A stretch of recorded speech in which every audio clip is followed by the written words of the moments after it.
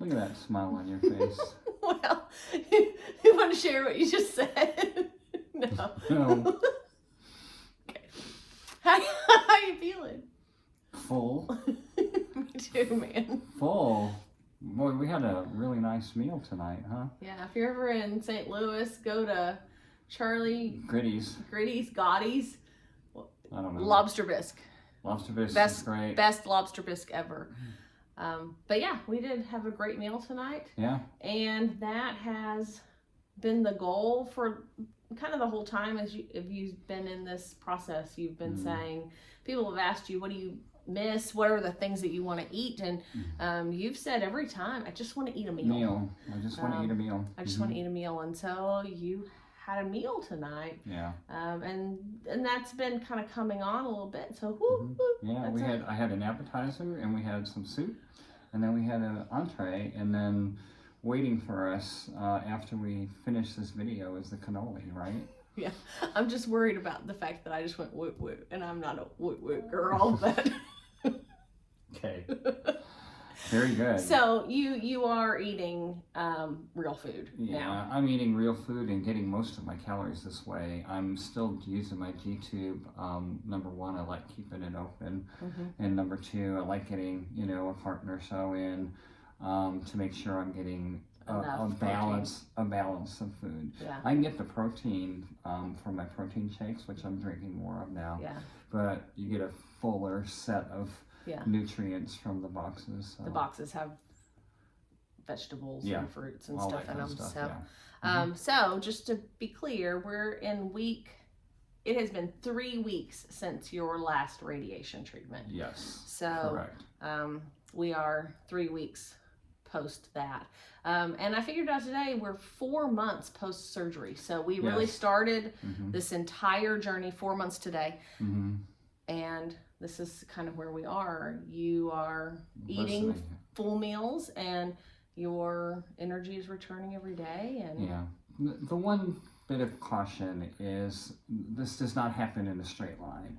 So, like, for example, this morning, some things that had been tasting okay to me didn't taste good. Yeah, you had the exact same oatmeal and it tasted different than it had before. So we just reminded ourselves that it's not going to be linear. We're going to be kind of up and down. But in general, from week 2 to week 3, we've really just seen a pretty steady increase in the things that you can eat, your ability to eat, your energy, your ability to kind of get through a day and not need a ton of sleep. You might need a nap here and there, shut your eyes a little bit, but you're not needing long naps during the day. No naps this week. Yeah.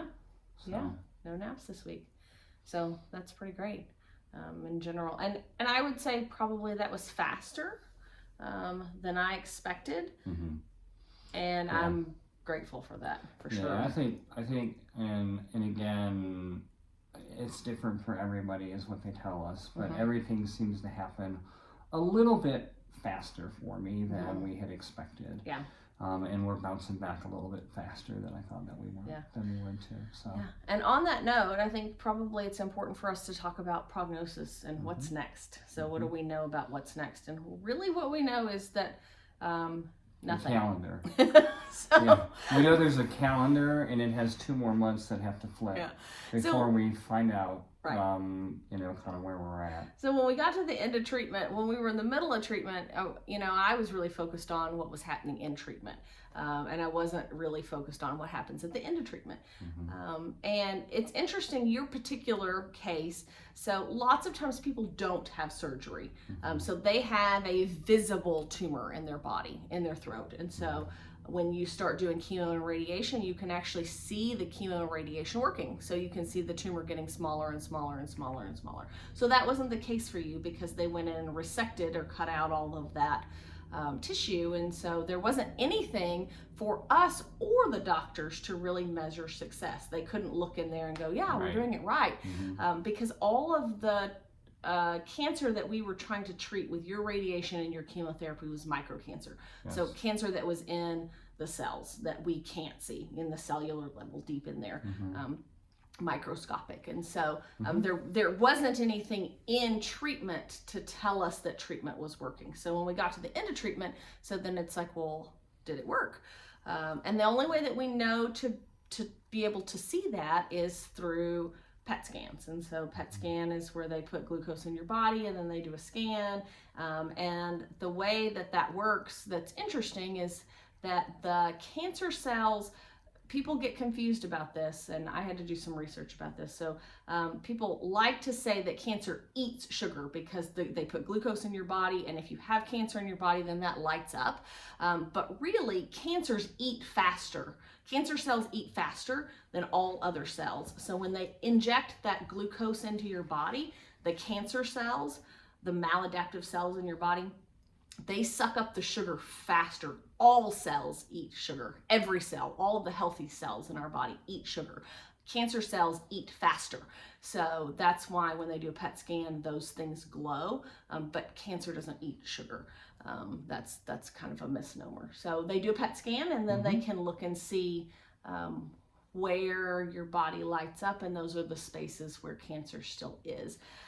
In the case of anybody who's gone through radiation or chemotherapy, once you've finished treatment, inflammation also glows on a PET scan, and so there's no way to You just have to wait to look at that and be accurate unless you wait. So we're on a 3-month waiting cycle. 2 more to go. Yeah, 2 more to go before we can do the first test to see if there's still cancer in your body. That we can see. That we can see. Yeah. So, you know, it's hard to wait, but you move on and you make some assumptions, and you don't take it for granted or anything like that. But, you know, hey, I got to keep getting better every day. So, you know, the more that I can do to stay active and still get my rest, the more that I can let my body recover, but still stay active. Yeah. Those are things that I'm trying to do all the time. Right. So some numbers that are important for you. So they will look at you as a PET scan. They'll look at 3, 6, 9, and 12 months over this next year to see, excuse me, what has happened. That means I'm talking too much when I start coughing. Right? So to see what is happening to your body. What we know just from the statistics is people with your stage of cancer, about 30% will have a reoccurrence. So 30% of people will reoccur. Of those people, 50, 60, 70, even up to 80, depending on what research you look at, will reoccur in the first year. So the first year is really pretty crucial. So that's why we're going to look every 3 months to see what's happening in that first year. Yeah. So that's kind of where we're at. That's where we're at. Sally forth. Yep. And lobster bisque. Absolutely.